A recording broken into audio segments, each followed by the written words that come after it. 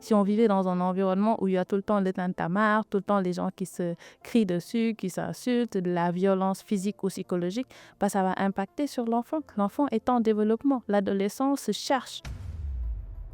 Alors, pourquoi certains enfants ne parlent pas de nos problèmes à leurs parents?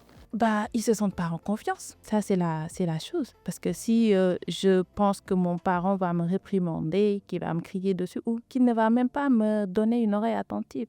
Parce que beaucoup d'enfants, c'est, comme je dis, les petites bêtises des enfants, c'est important que le parent puisse les recevoir. Mais si à chaque fois on coupe l'enfant, on lui crie dessus, on lui fait du diané, comme on dit, ou le traditionnel Khaled ou Netali, c'est ça qui crée beaucoup de choses. C'est que l'enfant, il a envie de partager son histoire. Alors, les réseaux sociaux et les téléphones sont une source de dépendance chez les enfants. Ben oui, en addiction, on parle de deux choses, c'est-à-dire une addiction aux produits et une addiction comportementale aux sans produits. Et les téléphones, les jeux vidéo, comment dire, notre XBet là, c'est des choses, c'est des addictions comportementales qui sont là, sans produits, mais qui créent beaucoup de choses. C'est-à-dire que tous les symptômes ou bien toutes les conséquences qu'on peut avoir avec une addiction au cannabis ou au tabac, c'est la même chose qu'on peut revoir avec une addiction au téléphone, une addiction aux jeux vidéo ou aux jeux d'argent. Oui. Effectivement. Et actuellement, je vois que beaucoup de filles sont addictes au kéo. On appelle Caroline, Korafeta. Oui. Bon, ça, c'est comportemental aussi. Parce que très souvent, c'est pas. Je me dis que Keo Safuldara, c'est de la pierre. Comme ils voient les gens faire, c'est de la reproduction dénuée de sens. Mais non, bon, peut-être que ça a un bon goût, mais j'ai pas goûté quand même. Hein. Alors, est-ce que les réseaux sociaux et l'Internet ont un impact sur le comportement de l'enfant? Bah, très grand. Un très grand impact. Parce que là, on le voit. Moi, j'aime bien faire la dichotomie de ce qui se passait et actuellement. Là, très tôt, on reçoit son premier smartphone à 3 mois maintenant. Les enfants sont très vite exposés aux écrans et ce qui fait qu'ils ont des difficultés à faire de la socialisation. C'est-à-dire que les enfants, là, actuellement, ils ne tolèrent pas la frustration. Ils sont irritables et ça se reproduit dehors. C'est-à-dire qu'on voit des violences que les enfants pensent normaliser alors que ce n'est pas le cas. Et chez l'adolescent, c'est encore plus. C'est-à-dire qu'avec les réseaux sociaux, il y a beaucoup de body shaming, on en parle maintenant. Ce qui fait qu'au lieu d'avoir un vis-à-vis qui est là, c'est plus des vis-à-vis virtuels qu'ils ont. Et ce qui vraiment altère eux-mêmes leur confiance en eux, leur façon de travailler, leur façon de se comparer aux autres et donc leur façon de socialiser. Et ça, c'est vraiment quelque chose de délétère que l'on voit de plus en plus et que peut-être qu'il va mériter qu'on sonne la sonnette d'alarme.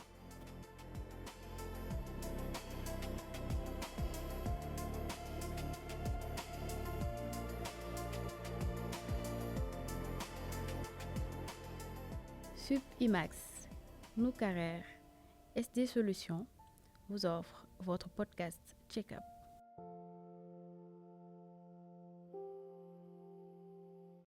Bonjour et bienvenue sur ce numéro de Check-up. Check-up, comme vous le savez, est un podcast qui parle de santé. Aujourd'hui, nous accueillons Dr Fatoumata Diagne, Dr Manglé. Magnani Faye, merci beaucoup pour cette invitation. Moi, je suis le docteur Fatoumata Diagne. Je suis médecin. Je suis actuellement en spécialisation en pédopsychiatrie ou psychiatrie de l'enfant et de l'adolescent. Alors, docteur, lan mooy pédopsychiatrie? Pédopsychiatrie, si vous l'entendez, c'est ce qu'on appelle la psychiatrie de l'enfant et de l'adolescent. Maintenant, psychiatrie de l'enfant et de l'adolescent, ça englobe beaucoup de choses, c'est-à-dire l'enfant dès la naissance, c'est-à-dire à partir de 0, jusqu'à ce qu'il soit adolescent ou même un jeune adulte. Donc, on peut voir des tranches allant jusqu'à 20 ans parfois, mais aussi on travaille avec les parents, c'est-à-dire que mënuñu xaajale l'enfant de son parent. Donc, on travaille avec les parents dans ce qu'on appelle parfois l'aide à la parentalité, mais aussi des guidances pour les parents. Alors, pourquoi avoir choisi de travailler spécialement avec les enfants et les adolescents? Comme je dis, c'est un peu la spécialité qui choisit le médecin. Moi, j'ai toujours été vraiment attirée par le travail avec les enfants, leur spontanéité, leur fait qu'ils soient vraiment des êtres complets et avec qui on peut découvrir beaucoup de choses. Donc, cette curiosité à laquelle c'est associé au fait qu'on n'en parle pas assez. Et donc, je me suis dit que ce serait bien de pouvoir davantage travailler avec ces enfants, voir de quoi ils souffrent et pouvoir un peu répondre à certaines questions que je me posais moi personnellement, mais aussi avec la communauté, parce qu'il n'y en a pas assez aussi au Sénégal. Effectivement. Alors, au Sénégal, est-ce que parle-t-on assez de la dépression des enfants? Malheureusement, non. beaucoup pensent que déjà la psychiatrie, c'est pour les adultes. Donc la pédopsychiatrie, elle est déjà très faible au Sénégal. On n'en parle pas. Il n'y avait pas assez de spécialistes. Et les parents pensent que c'est plus les adultes qui font des dépressions, alors que les enfants peuvent eux aussi faire des dépressions. Même le nourrisson peut faire sa dépression. Et ça, les signes vont être différents de ceux des adultes. Ce qui est important, c'est que les parents prêtent attention aux signes d'alerte et qu'ils puissent vraiment précocement faire la prise en charge.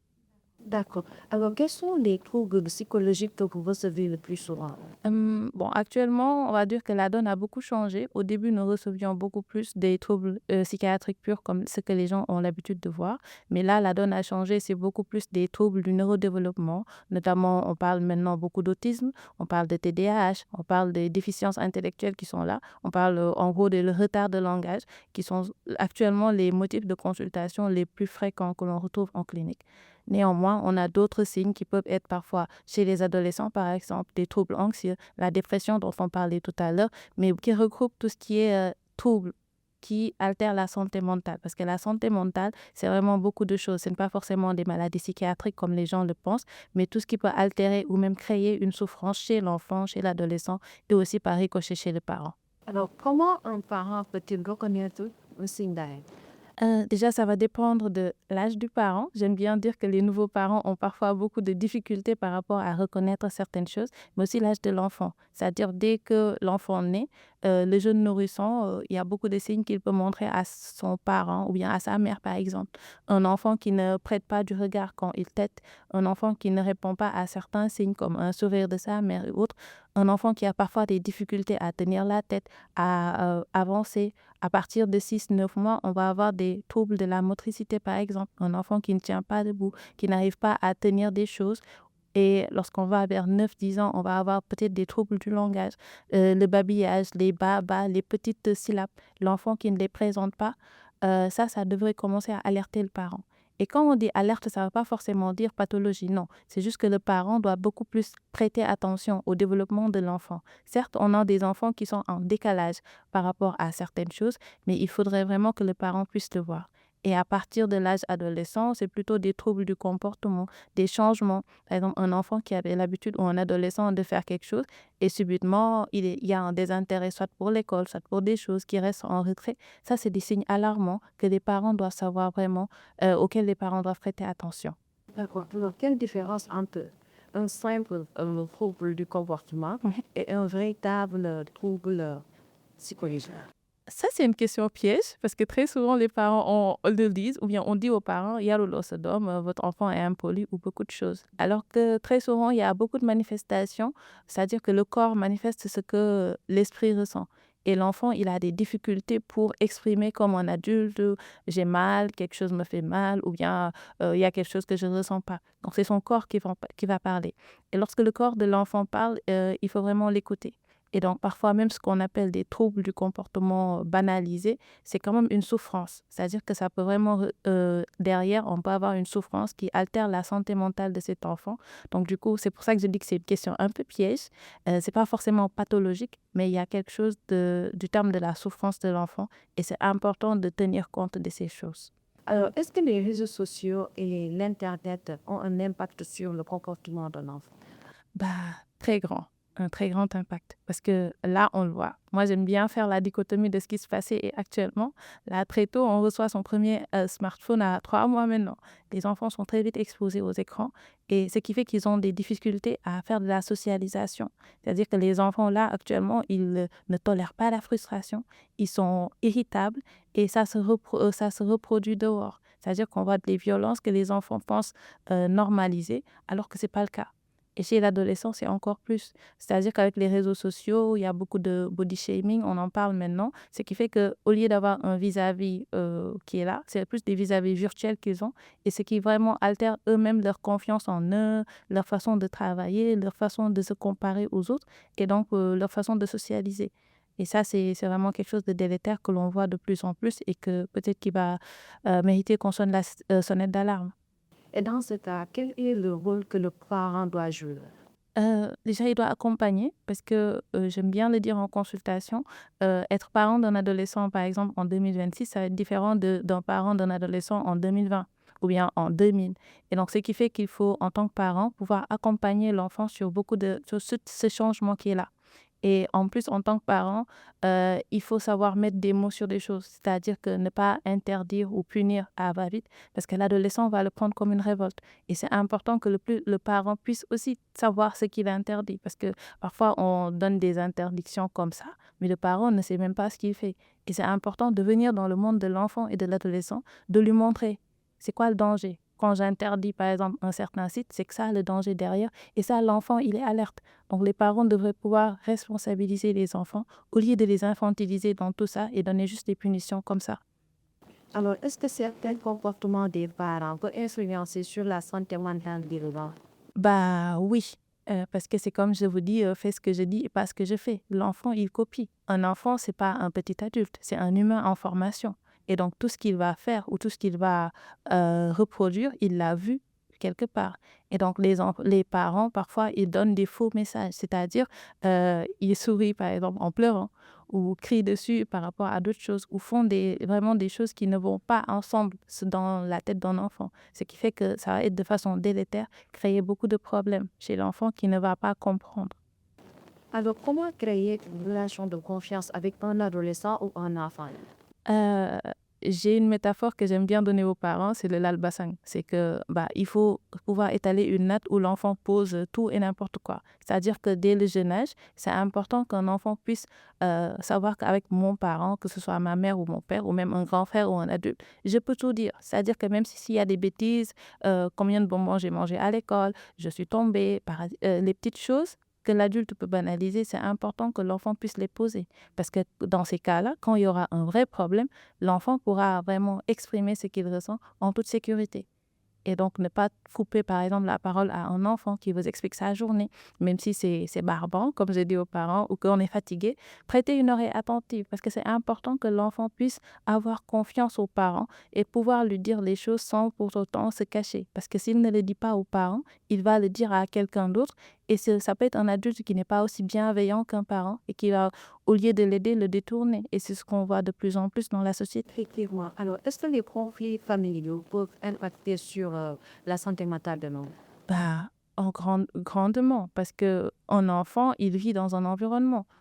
On va juste prendre l'exemple sur nous. Si on vivait dans un environnement où il y a tout le temps le tintamarre, tout le temps les gens qui se crient dessus, qui s'insultent, de la violence physique ou psychologique, ça va impacter sur l'enfant. L'enfant est en développement. L'adolescent se cherche.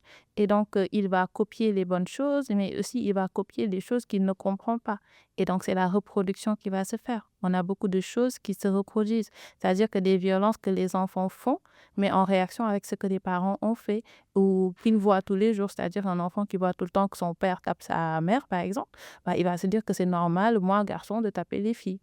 Et il va grandir avec cette façon de penser et ce qui va faire que la violence va se reproduire, ainsi de suite. Ou bien même les insultes. Parfois, les enfants insultent. Nga ne, waa kii fa nga déggee saaga.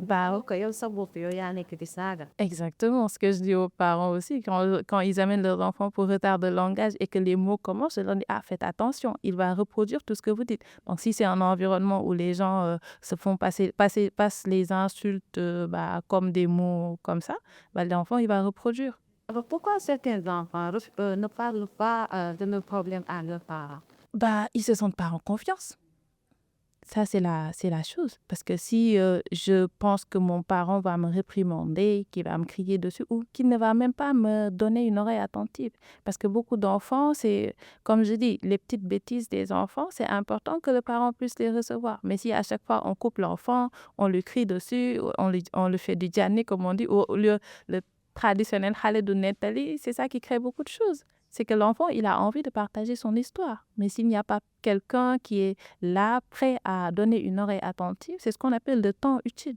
L'enfant a besoin d'un temps utile pour pouvoir vraiment poser ce qui lui fait mal et ce dont il a besoin aux parents. Alors, est-ce que vous avez une formation en addictologie? Oui, avant de me lancer dans la spécialisation en pédopsychiatrie, j'ai déjà commencé par la dictologie. Donc, la dictologie, c'était aussi, comme j'ai dit, beaucoup de questions. Et vraiment, j'avais envie d'apprendre davantage. C'était plus pour aller apprendre. Et au fur et à mesure, je me suis beaucoup plus en addicto. Et je pense que même d'une part, travailler avec des adolescents en addictologie clinique m'a vraiment poussé à revenir un peu de psychiatrie. Alors, les réseaux sociaux et les téléphones sont-ils une source de dépendance chez les enfants? Ben oui, en addiction, on parle de deux choses, c'est-à-dire une addiction aux produits et une addiction comportementale ou sans produit. Et les téléphones, les jeux vidéo, comment dire, notre XBet là, c'est des choses, c'est des addictions comportementales qui sont là, sans produit, mais qui créent beaucoup de choses. C'est-à-dire que tous les symptômes ou bien toutes les conséquences qu'on peut avoir avec une addiction au cannabis ou au tabac, c'est la même chose qu'on peut revoir avec une addiction au téléphone, une addiction aux jeux vidéo ou aux jeux d'argent. Effectivement. Et actuellement, je vois que beaucoup de filles sont addictes au kéo. On appelle Caroline, pour Rafeta. Oui. Bon, ça, c'est comportemental aussi, parce que très souvent, c'est pas, je me dis que chaos ça fout dara, c'est de la pierre. Comme ils voient les gens faire, c'est de la reproduction dénuée de sens. Mais non, bon, peut-être que ça a un bon goût, mais j'ai pas goûté quand même. Hein. Alors, docteur, à partir de quel moment l'utilisation des écrans peut être dangereuse? Je dirais que déjà, il faudrait comprendre. L'enfant, comme je dis, il naît comme une page blanche. Il a besoin d'apprendre des humains. Il a besoin de comprendre la socialisation. Il a besoin de comprendre les émotions des autres. Et donc, très tôt, si l'enfant est exposé aux écrans, vers 3 mois, là, moi, le cas le plus grave que j'ai vu, elle m'a dit que, bon, après une semaine de vie, l'enfant était déjà devant son téléphone. Ça, c'est très grave. Et ce qui fait que plus tard on commence l'exposition aux écrans, mieux c'est. Et ce qui fait que l'enfant aura le temps d'apprendre des autres, aura le temps d'apprendre la socialisation, l'interaction humaine. Il y a beaucoup de choses il n'y a qu'un humain pour l'apprendre à un autre. Et là, on voit beaucoup plus avec les écrans, c'est que c'est des images qui sont très rapides. C'est une stimulation trop forte pour un enfant qui fait qu'il ne comprend pas. C'est des millisecondes ou même plus petits parfois.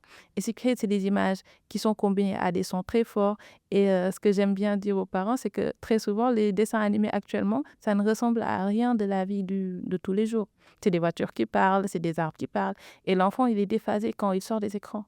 Et combiné à l'IA, l'enfant a tendance à faire le mouvement que j'aime bien, scroller. C'est-à-dire que même avec l'interaction humaine, l'enfant va penser que si j'ai pas ce que je veux avec cet humain, bah, je peux scroller. Ou bien que l'humain a besoin de juste me regarder pour savoir ce que je ressens. Parce que maintenant, avec YouTube, dès que tu termines une séquence, bah, automatiquement, l'IA enregistre que tu as aimé ça. Donc, il va te donner que des choses que tu aimes. Mais c'est pas ce qui se passe avec les choses. Et ce qui fait que les enfants vont grandir avec l'intolérance à la frustration. Ils ont l'habitude de recevoir ce qu'ils veulent tout de suite et maintenant. Et ce qui n'est pas possible. Alors, qu'est-ce que la thérapie familiale? La thérapie familiale, c'est une formation connexe que je suis en train de suivre. Je suis presque à ma dernière année. C'est un peu des psychothérapies. C'est-à-dire qu'en psychiatrie, adulte comme enfant, on a une partie médicamenteuse, mais on a une partie où on travaille avec l'humain carrément, les forces et les compétences. Et donc, la thérapie familiale est une branche de ces psychothérapies, mais comme vous l'avez dit, en fait, elle est d'inspiration systémique familiale. On sait qu'on ne peut pas dissocier l'individu de sa famille ou de son environnement.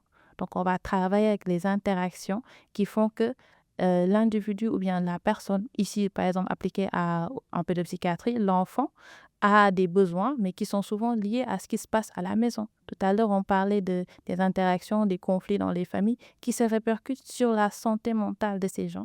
Et donc là, travailler avec les familles vont nous permettre de décentraliser. C'est-à-dire qu'on ne va pas nous amener, je donne l'exemple, un enfant qui ne parle pas, dans une famille où tout le monde passe la journée sur son téléphone, personne ne parle. Là, on va nous demander de soigner un enfant, mais même en consultation, le papa est sur son écran, la maman est sur sa tablette. Là, on sent qu'en fait, l'enfant seul ne peut pas être le problème. Le problème, c'est un problème de communication. Donc, appeler en thérapie familiale toute la famille va faire renaître des choses, que chacun puisse se remettre dans cette position où il peut créer quelque chose pour améliorer la santé de l'autre, ainsi de suite.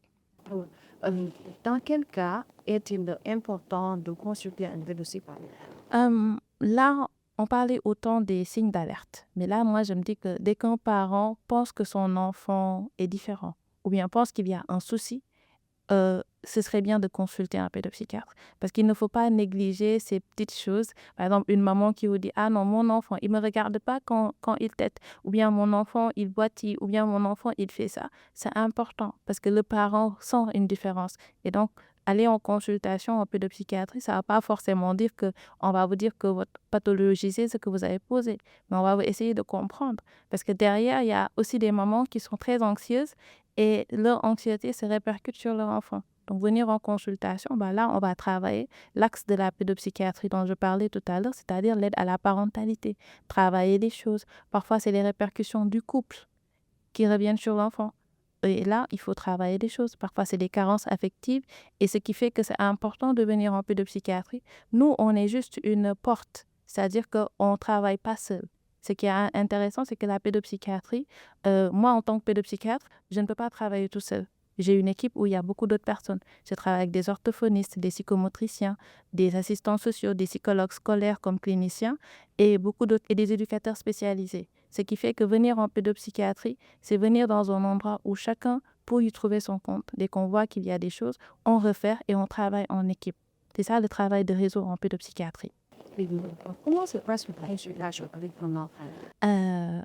Bizarre, mais intéressante en même temps. Parce que un enfant, en fonction de l'âge aussi, parce que très tôt, l'enfant n'est pas forcément verbal, ou même il peut avoir 5 ans, mais il ne parle pas, ce qui fait qu'il faut être très imaginatif et créatif en pédopsychiatrie. On utilise ce qu'on appelle des thérapies médiatisées, c'est-à-dire là, on parle de médias, c'est-à-dire qu'il faut un objet tiers, ça peut être le dessin, le jeu, quelque chose de symbolique qui fait que l'enfant pourra s'exprimer, mais pas comme un adulte qui va venir vous dire « docteur, j'ai mal ici ». Non, l'enfant va s'exprimer. Et personnellement, moi, j'aime bien utiliser les figurines, des jeux et parfois même les dessins. Ou même un jeu libre, sortir avec l'enfant qui peut vraiment déposer beaucoup de choses, plus même que l'adulte qui l'amène ne penserait. Ou même observer son comportement. Par exemple, un enfant qui entre dans une salle de consultation, dont d'habitude nos salles de consultation sont remplies de jeux. Et parfois, un enfant qui rentre, calme, se pose sur la table, il y a un problème. Rien que la semaine dernière, je taquinais une de mes collègues, je lui dis, mais non, c'est pas possible. Un enfant ne peut pas rester 1 heure de temps couché sur la table comme ça à regarder l'adulte terminer. Ce qui dit que ça, c'est des comportements que nous, on observe chez les enfants et après, on le travaille avec les parents par rapport à la prise en charge. Quel conseil vous donnerez aux parents qui refusent de consulter un spécialiste? Déjà d'arrêter d'avoir peur parce que, comme je dis, venir en consultation ne veut pas forcément dire que votre enfant il est malade ou que dafa amee rab comme disent mes voisins lébou. Ce qui dit qu'il faut venir déjà poser parce que c'est une inquiétude que vous avez et le plus tôt vous venez poser votre inquiétude, le mieux c'est. Parce que parfois, c'est des choses qu'on peut régler rapidement ou des choses qui peuvent quand même s'aggraver.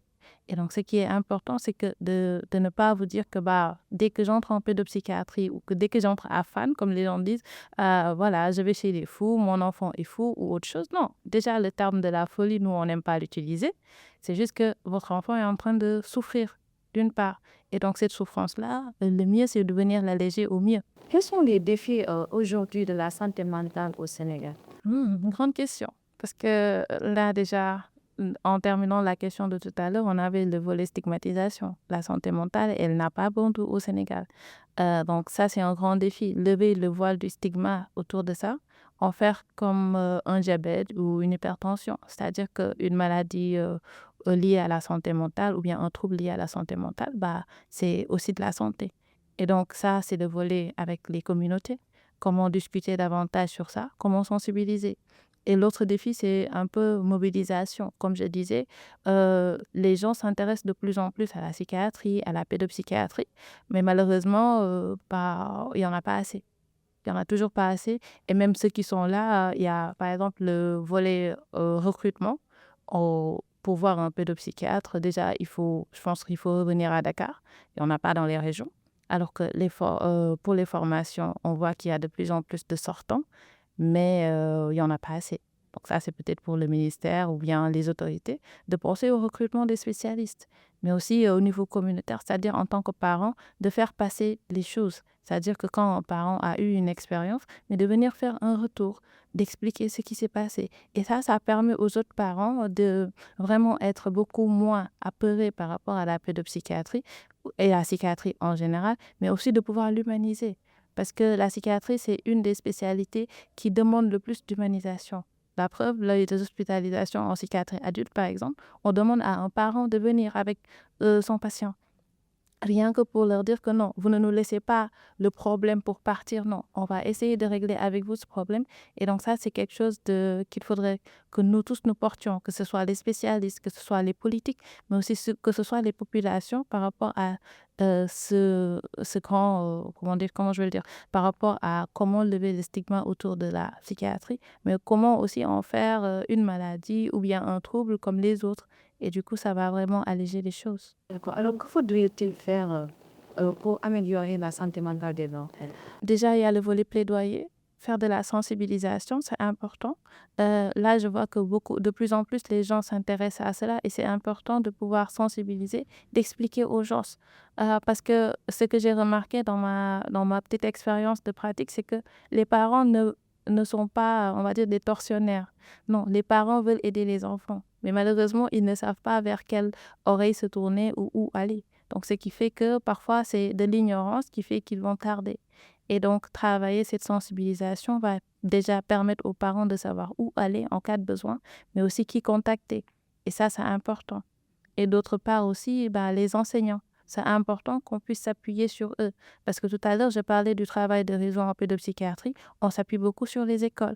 Parce que si on a des enfants qui ont des troubles, ils doivent être scolarisés. Et donc, s'ils sont scolarisés, il faudrait que les enseignants soient capacités à pouvoir les gérer. C'est pas évident d'avoir dans sa classe ordinaire 2 ou 3 enfants qui sont très agités. Et donc, les aider par rapport à ça pour faire vraiment vivre l'inclusion scolaire dont on parle. Parce que c'est quelque chose dont on parle, mais quand même, l'effectivité reste à désirer. Il y a beaucoup d'enseignants qui font beaucoup d'efforts, mais il y en a d'autres qui semblent ne pas faire d'efforts, mais c'est parce qu'ils ne savent pas comment s'y prendre. Donc là, j'en fais appel aussi aux politiques de travailler ce volet-là, ce volet capacitation, parce que de plus en plus, on a des cas et ces cas-là, on ne peut pas tous les déscolariser. Ils ont besoin de travailler, ils ont besoin d'être scolarisés, ils ont besoin de préparer leur avenir comme tout autre citoyen. Et donc, même pour les adolescents, la formation professionnelle, c'est beaucoup de choses qui sont vraiment là et sur lesquelles on devrait travailler ensemble. D'accord. Alors, que diriez-vous à un enfant ou un adolescent qui souffre actuellement? Euh, Déjà, ça va être compliqué. Parce que s'il souffre en silence, ça veut dire qu'il n'a pas eu l'oreille attentive ou que son environnement n'a pas été assez alerte.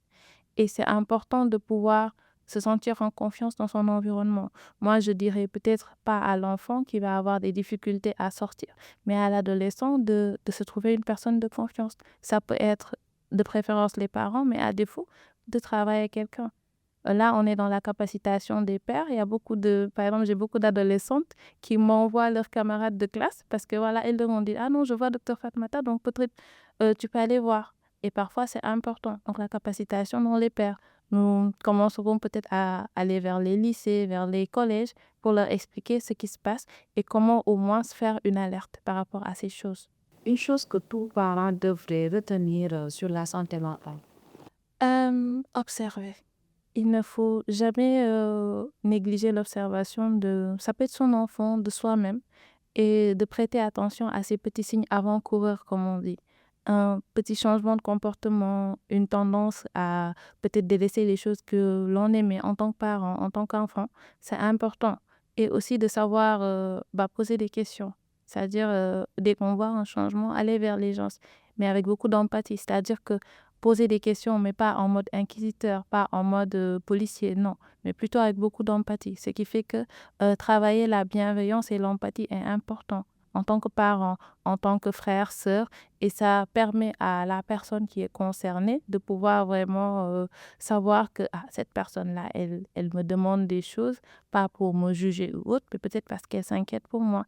Et donc là, je peux lui dire que moi, tel est mon problème, mais je ne sais pas quoi faire. Et ensemble, ils ont essayé de trouver une solution par rapport à ça. Donc, il faudrait vraiment que les gens soient beaucoup plus bienveillants et beaucoup plus empathiques avec leurs prochains.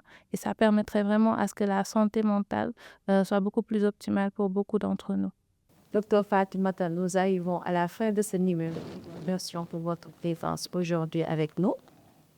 C'est moi qui vous remercie parce que vraiment, c'est une émission que moi, je commence à suivre et je vois qu'il y a beaucoup d'importance par rapport à ce que vous faites. Les populations ont besoin de savoir ce qui se passe derrière parce que très souvent, nous, comme je dis, on communique pas assez. Et donc, c'est important que les gens puissent déconstruire ce qu'ils pensaient et aussi qu'ils puissent comprendre, mais aussi qu'ils aient un peu la possibilité de poser des questions, de demander des conseils par rapport à ça. Et pour le volet qui me concerne, à savoir la pédopsychiatrie, c'est important que les gens puissent vraiment venir vers nous, poser des questions. Et donc, je vous remercie par rapport à cette invitation. Et moi, je vous souhaite beaucoup de courage par rapport à ce que vous faites. Et Inch'Allah, ça ira beaucoup plus haut, plus fort par rapport à ça. Merci beaucoup. Ok. Alors, chers téléspectateurs, nous nous revoyons très prochainement pour un autre numéro de votre podcast Check-up.